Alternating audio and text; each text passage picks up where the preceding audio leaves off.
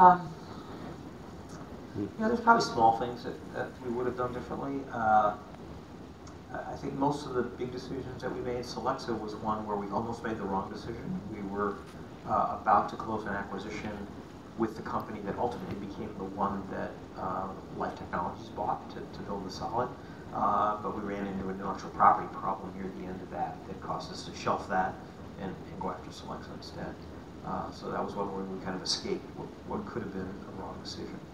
But I think not a lot of big regrets. I mean, we've had a couple of interesting things that at the time were hard to believe you could actually make this decision, but we paid Affymetrix $90 million to settle a lawsuit for 5 patents that we didn't infringe.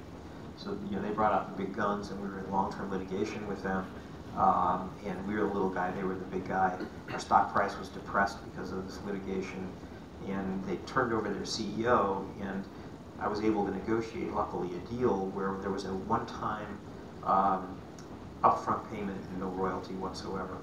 And they didn't quite realize that their stock price was being held up at that time because we were beating them in the market, but their price was being held up by the fact that the market anticipated we were going to have to pay them a 15% royalty on everything we sold.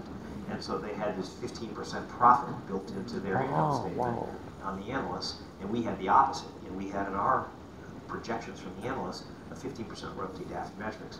So the day I signed a $90 million check over to them, one-time payment, we exchanged $1 billion of market cap. Oh my God.